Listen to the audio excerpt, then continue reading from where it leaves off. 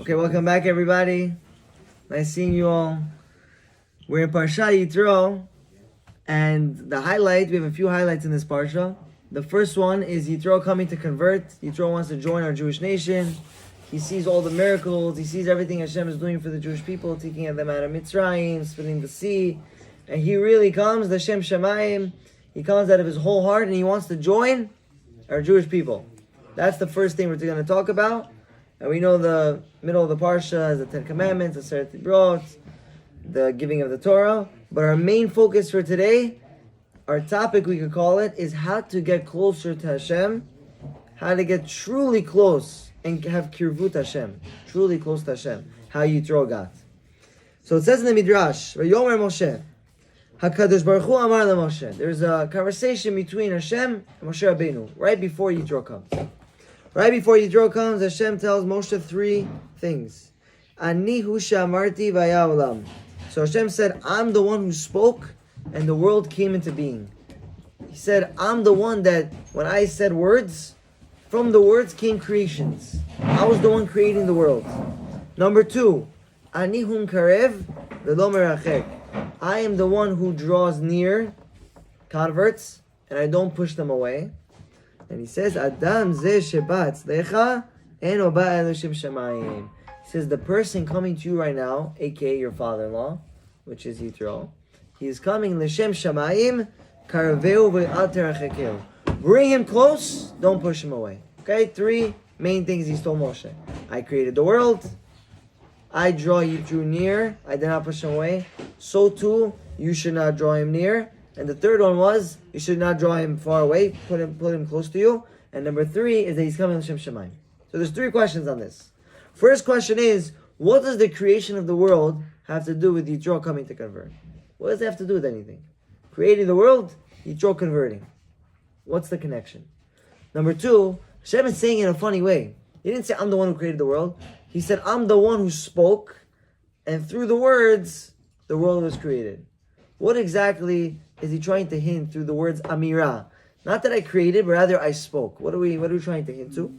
And number three is, why does Hashem repeat? He says, I drew him near, but did not push him away. When you put something closer to you, what are you in essence doing? Bringing it to you. Not pushing it away. So why does Hashem have to do double language? So these are the three questions of the Zera Shimshon, and we're going to delve into it. And he brings three hakdamot, which means three prefaces to answer these questions. Very interesting ones. It's about Gerim, the first two. So the first two is about Gerim. So the first Braita we have is in Yevamot, Dav Chavdalid Amud Bet. En mekablin Gerim limot Mashiach. We don't accept converts in the days of Mashiach. What does that mean? Mashiach comes, the Gaon Avi comes, they announce, okay, Mashiach's here, Mashiach's here. What are all the Goyim going to try to do? Convert.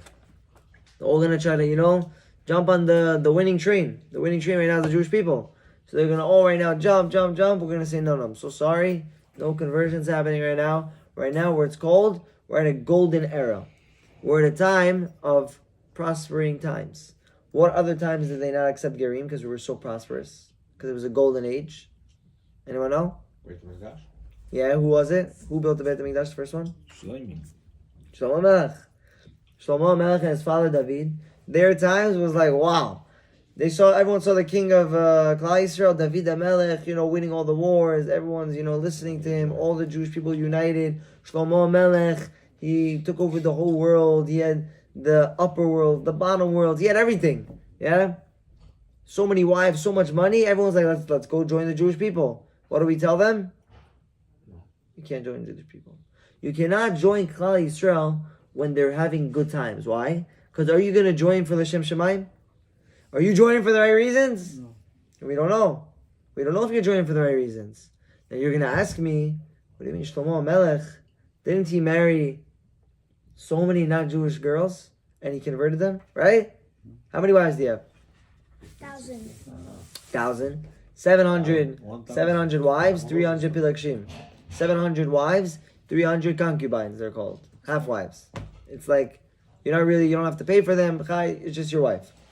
So you get 700, 300. He had 1,000. He was converting so many people. So this is Tosfot's question. Tosfot's question is, we find that there's many converts during those times.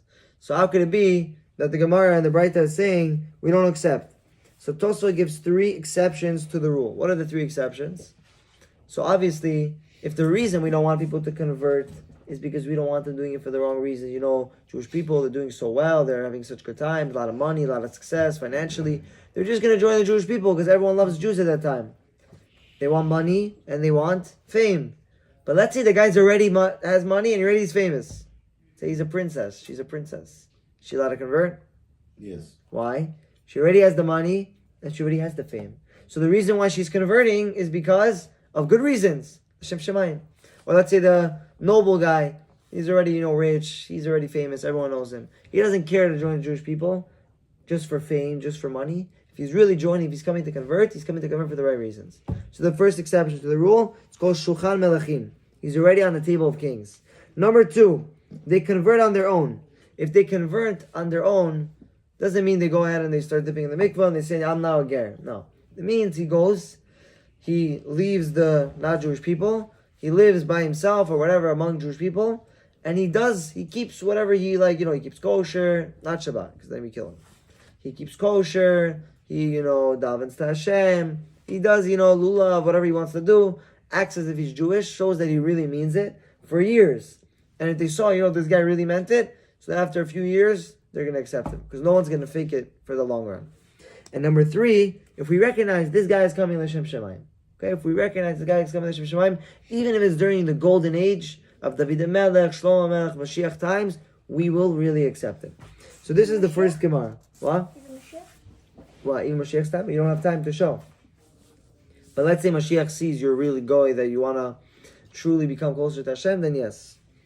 Now the second Gemara is also in Yevamot, and it says, how do you accept Gerim? How do you accept, a non-Jew that wants to come and convert to Judaism? So the Gemara in Yevamot, another Gemara in Yevamot, explains how do we accept Gerim, bless you. How do we accept converts? Convert comes, he wants to come join our nation. How do we deal with him? Do we push him off? Do we say we don't do you? Do we say this is times where it's not the golden era, it's times where, we're regular times like now. So what do we do? Do we throw him off? Do we say come join whatever you do? No. There's a way. We have to make a balance. We have to do positive and negative, pros and cons. We say the easy mitzvot, dip the apple in the honey, eat a lot of food on Shabbat, lighting candles on Chanukah, all like the nice stuff that we do, mishloch manot. But then we gotta tell them the mitzvot chamurot. We gotta tell them the hard stuff. You cannot turn your phone on Shabbat. No business on Shabbat. Cannot lend interest in your business. You could only get married to one woman. You can't look at everyone else. You tell them all these mitzvot chamurot, hard things you have to do, and you try to push him off.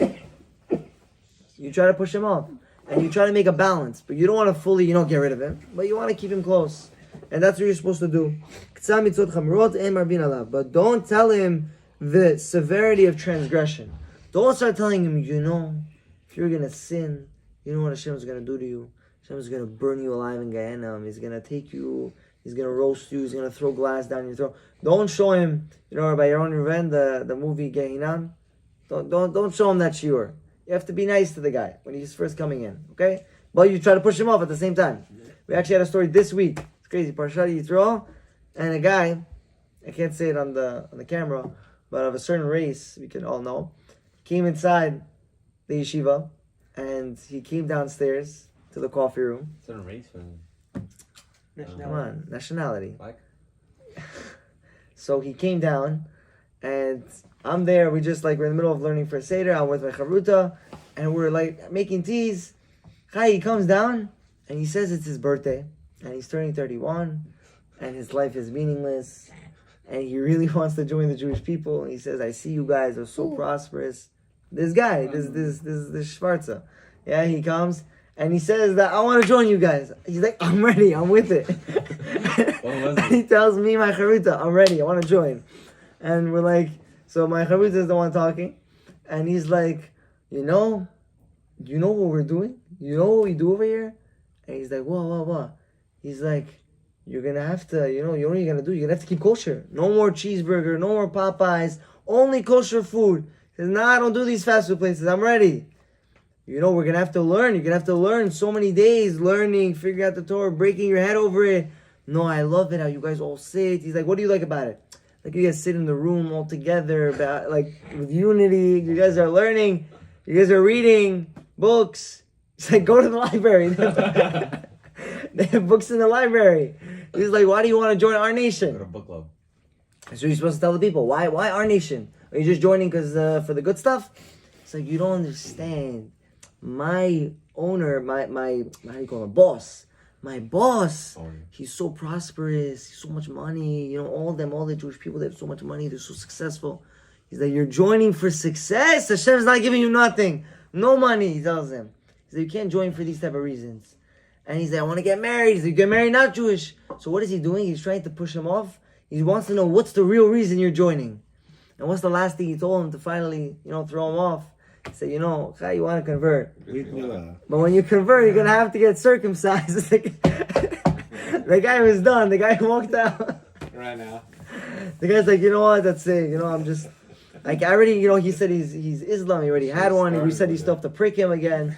But whatever. At the end of the day, what are we supposed to do, the converts? We want to see why they're coming. If they're going to get scared away because of a Brit Milah, then we don't need them in our nation. We want someone that's going to be, loyal to Hashem. We want someone that's going to be someone that's actually joining because he wants to come close to God.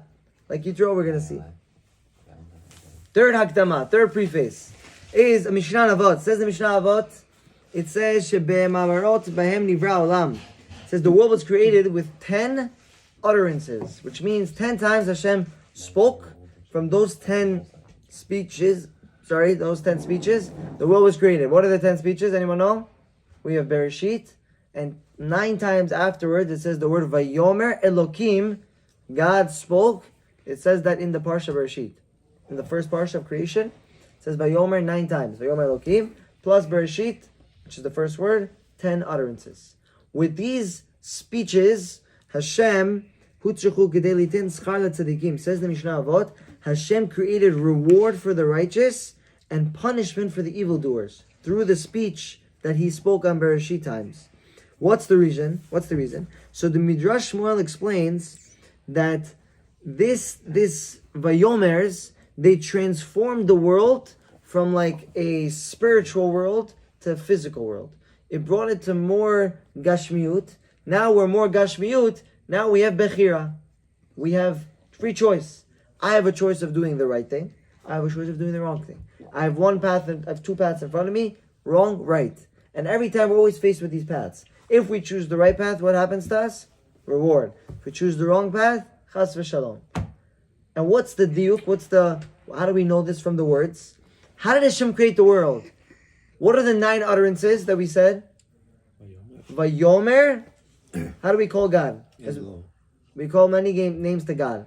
Elokim is the one that's used. Vayomer is how you talk to someone nicely. Lashon Rakah it's called. Elokim is strict judgment, punishment. So it says Hashem created the world with Vayomer, Elokim, softness and harshness, reward and punishment. From these words of speeches, that's how Hashem created the world, and that's how we have Bechira in the world. So if someone says, where is the Bechira coming from? When was it created? It was created by Maaseh Bereshit. When Hashem was speaking, that was the creation of free choice. Because now we have the right to do good and evil. Now with these 3 introductions, we could have the answers to the previous question about the Midrash. We asked, why did Hashem have to say by Yitro, don't push him away, don't draw him near rather. And Hashem said, with my utterances, I created the world. What does speech, the creation of the world, have to do with Yitro converting? So we all know a very famous Midrash. How many advisors did Paro have when he wanted to kill or, figure out what to do with the Jewish people? Who were the 3 people? Bilam, Eov, and Yitro. Bilam, Eov, Yitro. Now what were their answers, David? Paro says, what do we do with the Jewish people? We kill him, we keep him. One didn't answer. Who is that? Eov. Eov. One didn't answer, his name was Eov. What happens to him? Hashem says, you kept your mouth quiet. Now I'm going to put you into so much suffering. He had the most suffering any man ever went through. You kept your mouth quiet when it was time to speak up for my kids. You will have to keep your mouth quiet throughout all your suffering. Right? That's what he got. Then was Bilam. What was Bilam's punishment? He said that to put them in slaves. Slave them, kill them, get rid of them. Yeah? Torture them. Because of that, Bilam obviously he was killed, he was punished, very bad things happened to him. On the contrast, who's the one that said good? Yitro. Yitro. Yitro, you said good? So now I have to reward him. Because what did we just learn, Yitro? What was it good that he said? He said save the people. Why are you enslaving them? They're good people. He said it to Yeah, he said they're... It's a Gemara in Sotah. He said that why should you enslave, good people? They're Jews, okay, chai, they're not, there are a lot of people, they're multiplying, but what are you going to do? Why are you going to enslave them? Parah said, yeah, he wanted to kill him. And where did he run away? He went to Midian. He became a priest over there. Midian and whatever he did over there. But he had to run because he did something good for Hashem. Hashem said, anytime someone does something good, what do we learn from the Maaseh Bereshit? From the times of creation? We learned that every time you do something good, you have to be rewarded. That's why the Midrash started, I'm the one who created the world. Since I created the world, I must accept Yitro as a convert. Why? Because he did good for my people. I have to do good for him and his family. Okay, that's answer number one. Answer number 1 and 2, that's also why we use the word Vayomer. I am the one who spoke and created the world. We didn't say, I'm the one who created. Why spoke?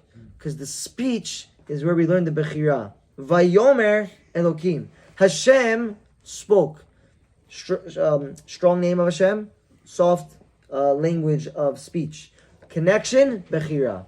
The Bechira is learned out from Maaseh Bereshit, from the creation of the world.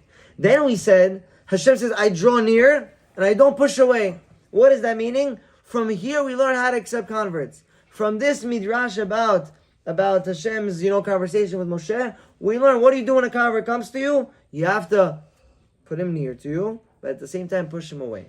Don't let him join for the wrong reasons. He has to join for L'Shem Shemaim. And that's why Hashem ended off to Moshe. He's coming here L'Shem Shemaim. He's coming for the sake of God. He's not coming here because, he wants to join the winning side. He's coming because he really means it. He saw everything else was useless. He saw everything else as nothing. And he's coming to join us to be part of our people, L'Shem Shemaim. And that's what we were saying over here. And then the Midrash explains, when Yitro came, he sent a message to Moshe. He said, I'm coming. I want to convert. Please come out, greet me. If you don't want to come out, greet me. Come out at least for your wife. Who is his wife? Zipporah. He says, if you don't want to come out for her, at least come out for your sons. Now, what is he saying? What is he saying? Come out for me, not for me, for your wife, not for your wife, for your kids. What's he aiming at this? So Zera Shimshon explains that if you don't believe that I'm coming L'Shem Shemaim, at least come out for your wife. Your wife was with you even during the bad times. So at least come out and convert her, quote unquote. At least not convert her, she was already, Jewish, but at least come out for her sake, because she was even with you during the bad times. And how much more so for your kids? Your kids were, nothing. They're Jewish people. Come out for them. If you don't believe I'm L'Shem Shemaim. Basically, Yitro already was suspicious. Maybe Moshe is going to think, I'm coming, here because I just want to join the winning side. But the question stands, who did Moshe just let into the Jewish nation? That doesn't look like they came, for Hashem's sake. Erev Rav. You know how many there were? Millions of Erev Rav. You think he's not going to accept one Yitro? So many Erev Rav, one Yitro you're not going to accept? So what's the difference between Erev Rav, that Moshe would accept them, but Yitro he would have a doubt? Because when did the Erev Rav join? Before. They joined before, during the time of the Korban Pesach. That's when they were joining. They were joining during that time. During that time, they were still in Egypt. They still have, the Egyptian masters on them. You still see your master who was enslaving you and whipping you for 86 years. You still see him over there. You still didn't leave Mitzrayim. There was no Kriyat Yam Suf. You still didn't get the Torah. They still have to fight Amalek. They have to go through a lot of suffering. But Yitro came way after all that. Yitro came after Kabbalat Sinai, the Kabbalat Torah. He came after Mechamat Amalek. He came after the war of Amalek, splitting of the sea. He came after everything. No more Egypt. So it looked like he didn't come for the right reasons. So the Erev Rav were greater than the 80% that died there, that didn't want to come out. What do you mean? 80% of the Jews that didn't come out. Do you know why the 80% of the Jews died? Because if they didn't die, Hashem would have to send them to suffering.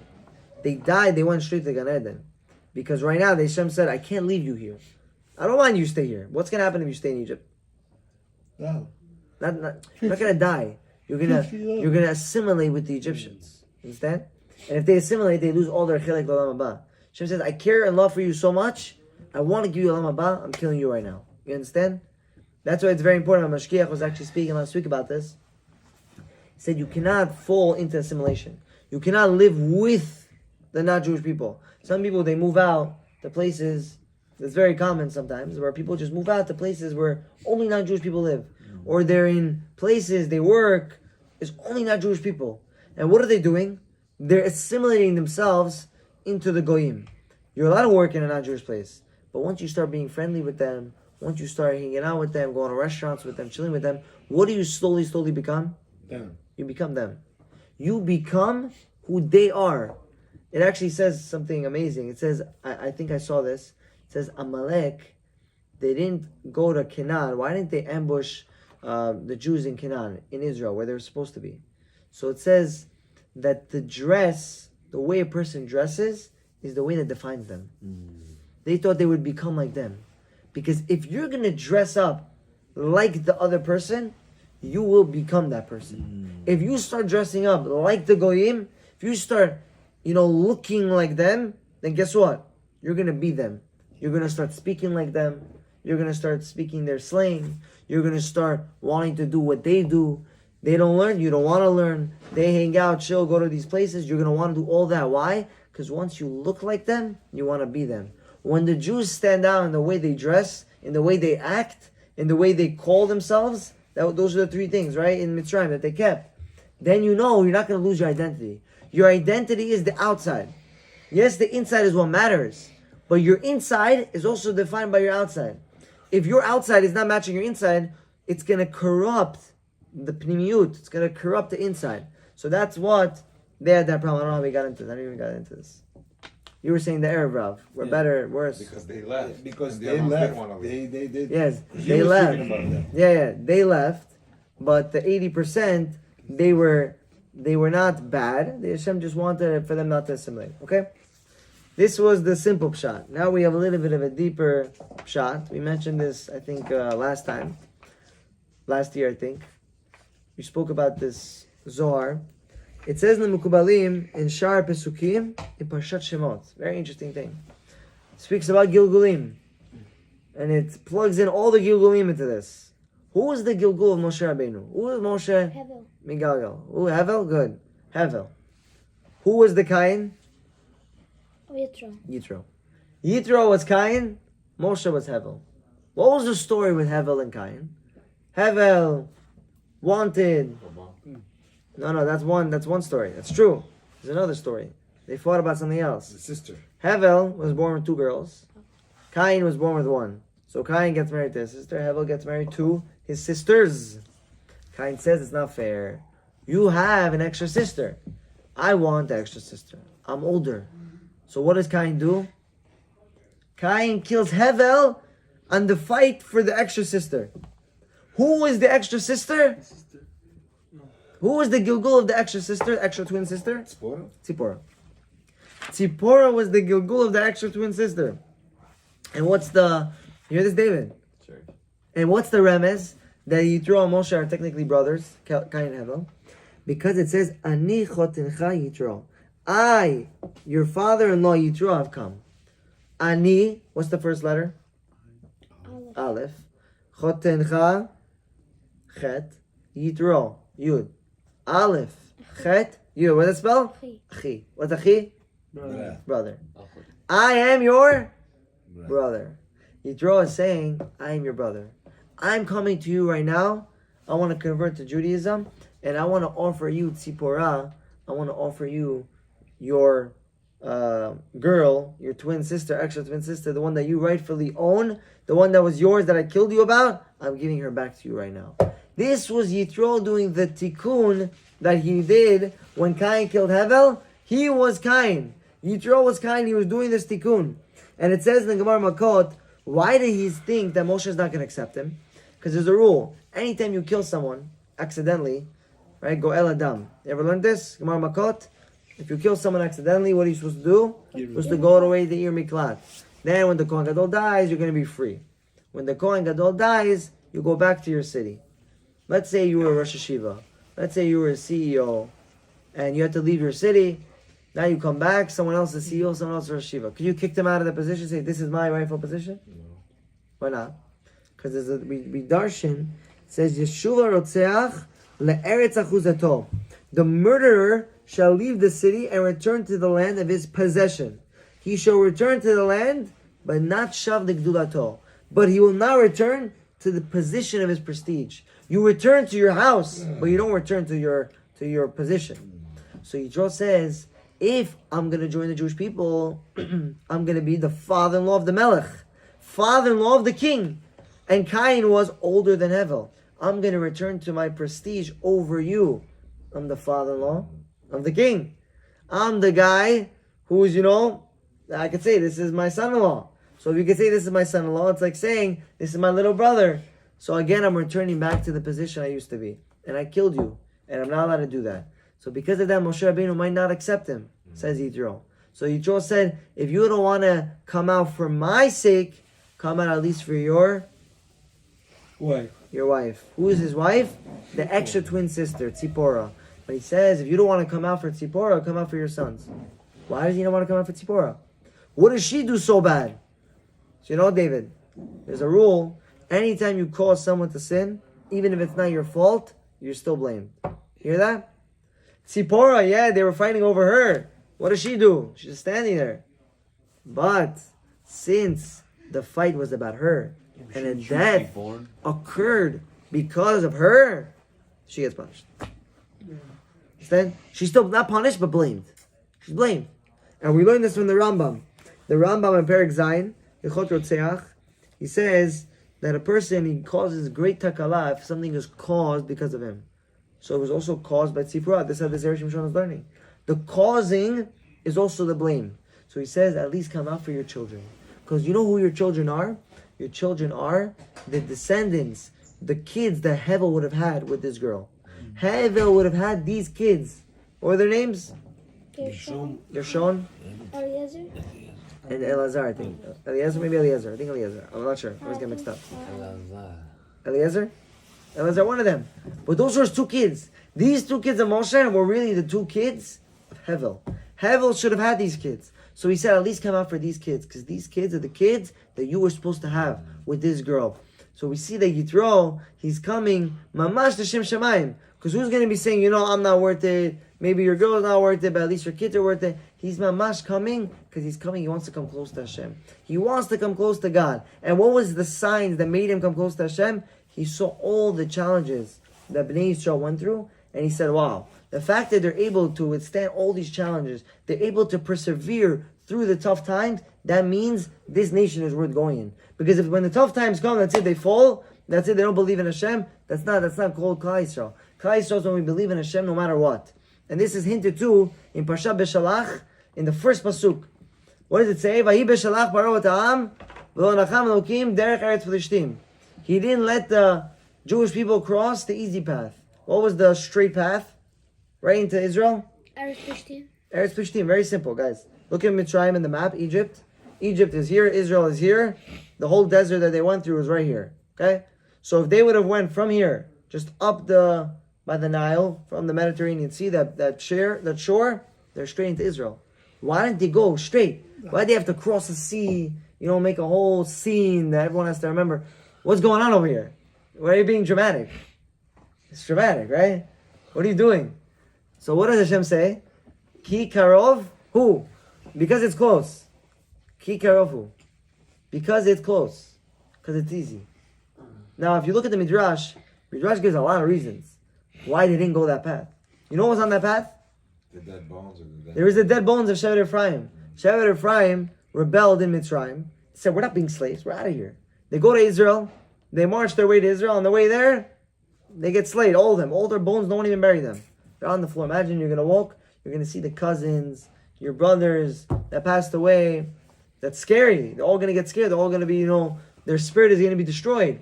So that's one reason. Another reason is the Plishtim were waiting for them. They said, you want to take over Israel? We're burning Israel. They took all the forests, all the fields. They started burning everything. Because they said, if you're even going to capture us, you're not going to benefit from this land. You hear that? Did you know that? They took it and they clicked the self-destruct button. They were sore losers. Self-destruct. You're going to beat us, we're destroying everything. So burn.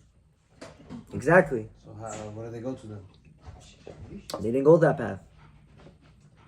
They didn't go through that. It's exactly the reason. They didn't go through the path. They burnt that if they were going to come into Israel, they burnt the whole like half of Israel. Because they don't want the Jewish people to even, benefit from Israel, even if they're going to capture us. So they would look at all this and they would be like, okay, we're distraught, we're done. What's the reason that we came here? And they would give up. Hashem says, I sent you through the, in the desert 40 years just for you not to see all this. But what does the reason Hashem give? He doesn't say because there's bones. He doesn't say because there's forest fires. He doesn't say because there's people with swords waiting for them. What does he tell them? Kikarovu. It's close. It's easy. Because it's easy, I'm not letting you go through. And what does this mean? You want to appreciate it. So we have to look into nature to get the understanding to this question. There's a certain insect, it's called a caterpillar. What does the caterpillar become? A butterfly, right? How does it become a butterfly? It's in a cocoon. In this cocoon it grows, and now it's struggling to come out. It's already a butterfly, and it's struggling to come out. It's moving left, it's moving right, it's going up, down, trying to push its way out and rip itself out of this little cocoon. If you're going to go right now to the butterfly, and you're going to, help it put a little slit, what are you doing to the butterfly? It won't fly. It's not going to fly. It dies. It's dead. It's going to live for another, a minute maybe. It's done. Life is over. If you make that struggle easy for him, then he's not going to live. Sometimes in life, we think that we have two paths in front of us, the easy path and the hard path. We think the hard path is the wrong path. But that's not true. Because the very challenge is what makes us. That struggle brings out our potential within us. When we're going to go down the hard path, when we're going to be going in a place that, we don't even know if we're going to be successful. We're trying to serve Hashem, we're trying to do mitzvot, we're trying not to fall, but yet we still fall every time. We try to, come closer to Hashem, we fall. We try to be successful in our business, Hashem, gives us all types of challenges. If we're going to give up right away, it's not going to work. We're never going to be successful. Because failure is not a detour to success. You're not veering off the path, the success path.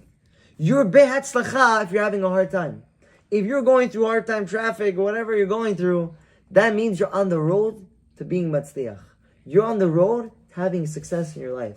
Because the butterfly only became the lively butterfly that flies all around the place through the flowers only when it had to struggle in a cocoon. Same thing with Klal Yisrael. Klal Yisrael had to go through that struggle.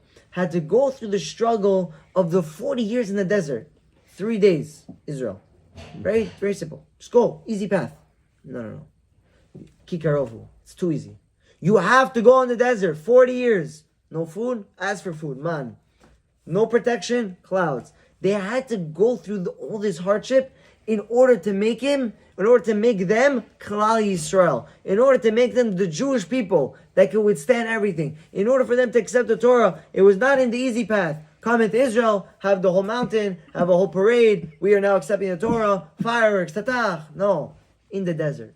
Go in the desert, suffer. Go in the desert, not really suffer, but go through the struggle. Be like, what are we doing here? Imagine you're a Jewish guy in the desert. What are you going to think to yourself? God, I was a slave for like 86 years, at least. Okay? I just came across the sea. All my Egyptians died. Now we just accepted the Torah. We build a Mishkan, and we're walking. We're walking in circles. Hold on. U-turn. Imagine just making a U-turn. Then you go in someone's car, and he goes down the block, makes a left, goes down that block, makes a left, makes another left, makes another left, makes another, and he keeps making lefts. What are you going to tell the guy? They want it. What are you going to tell him? You feel like you're crazy? You're supposed to go straight. You want to get somewhere, make it straight, then make it right. Why do you keep going in circles? Why is Hashem taking the Jewish people round and round and round and round? Because He wants to see, are you going to fight the struggle? When we're going to fight the struggle, we're going to be successful. And guess what? Not every time you're going to succeed. The one time you're going to, go up, and then even if you're going to fall after, that's worth it. And I have a beautiful story I just heard that's going to bring out this concept. There was a story that Rabbi Uri Zohar, you ever heard of him? Rabbi Uri Zohar, he said this story. He was a very famous actor in Israel. Dave, very famous actor in Israel. Imagine actor, Hollywood actor. Not religious. Not religious, fully off the D. Has, beach houses, this, that, chilling. All of a sudden, he goes off for 10 years, He's hiding, no one even knows where he is. Comes back, big beard, giving lectures. Everyone's like, wow, this guy became from, I don't know all these guys' names, big actors. Some big actor into big rabbi. And he used to be Mekar with a lot of people. Big guy, Rabbi Uri Zohar. He passed away. Wait, this was him? He was the actor? Yeah. And he says this story. There was a story with a Kolo guy, a younger man, who was part of this organization called Lev Lachim, where they do kiruv. All these, Israeli guys, they don't really do the right stuff down the streets. And he brought them in a few times a week. He learned with them, he chilled with them, he ate sholent with them. And he was really building a relationship with them. One day, what happens? This Kolo guy, one of his younger sons passes away. And they have a whole shiva in his house, and he gets a call during the shiva. Picks up, it's one of the boys that he built a relationship with this big group. They call him up and they say, Rabbi, we would love to come to your house right now, b'menachem avel, but we're gonna go there and we're gonna feel so out of place. Hey, you're Haredi, you live with a bunch of Haredim, your whole family is Haredi. And we're going to be like, these takoi type of guys with gold chains, ripped jeans, we don't want to come, we're going to feel uncomfortable. But we want to tell you, we're really with you. And Lilui Nishmat, your son, we all took upon ourselves, for this Shabbat, we're all going to keep Shabbat straight. No smoking, no beaches, no music, no driving, no nothing. No using our phones, we are keeping the Shabbat. And he gets off the phone with these guys and he's like, wow. These guys, I see how moved they were, how they took this sacrifice to, what it is in Israel, just you can do whatever you want. But these guys, these teenage guys, they're taking their time and they're going to keep this one Shabbat for my son. Wow. And he gets off the phone, he tells everyone in the Shiva house, this is amazing, this is great. And one guy over there, what does one guy say, David? What would you say? Yeah, they're not going to keep. No. Chai, big deal. One Shabbat. No. What are they going to do next Shabbat, next week? Same stuff that they always do. Same stuff they're always going to do. Chill, this, that. Why do you care? Why do you care? One Shabbat, big deal. Now, how would you respond to this? One Shabbat, big deal. Anyway, they're going to go back to being their now religious self. So he says something amazing. The father, who's right now sitting Shiva, he says, see my house? You see the car in my driveway? And he pulls out his checkbook. He says, you know how much money I have in my bank account? I have so much money. I would give everything up just to spend one Shabbat with my dead son. Just to spend Shabbat with one that moment going to shul with my son, singing Zmirot with my son, doing Divrei Torah, doing all these things just one more time with my son, I would give up everything I have. So you think, HaKadosh Baruch Hu, one Shabbat that his children are going to come back to him, you think he's not going to be happy? Yeah, we want more. But you think that simcha that Hashem is going to have is not worth it? You think Hashem is not craving for these people that are not by him for so long to come back at least once? For that one Shabbat to return closer to him, that ahava is unimaginable that Hashem has for these people right now. We have to look at every moment of our lives like that. We have to look that every small thing we do for Hashem has an ahava deeply rooted inside. Not everything, like we said, is going to come easy. Ki karovu is not the right path. The easy path is not the one that we're supposed to go on. We're supposed to go on the hard path. We're supposed to go on the path that's going to be challenging. And we're all on that path. We're all on that struggle. But that every time we're going to come closer to God, that's what's going to matter. And that's what Yitro saw in the Jewish people. He saw they don't just stick by God, when times are good. They're crying out to Hashem when they're in slavery. They're davening to Hashem when the makor happening. They're singing to Hashem when the good is happening. We're singing when the good, we're davening in the bad. We're always speaking to God, and we're always seeing that we love you, Hashem.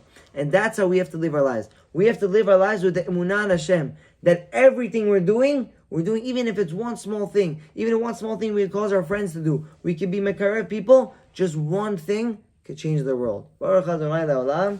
Amen v'amen.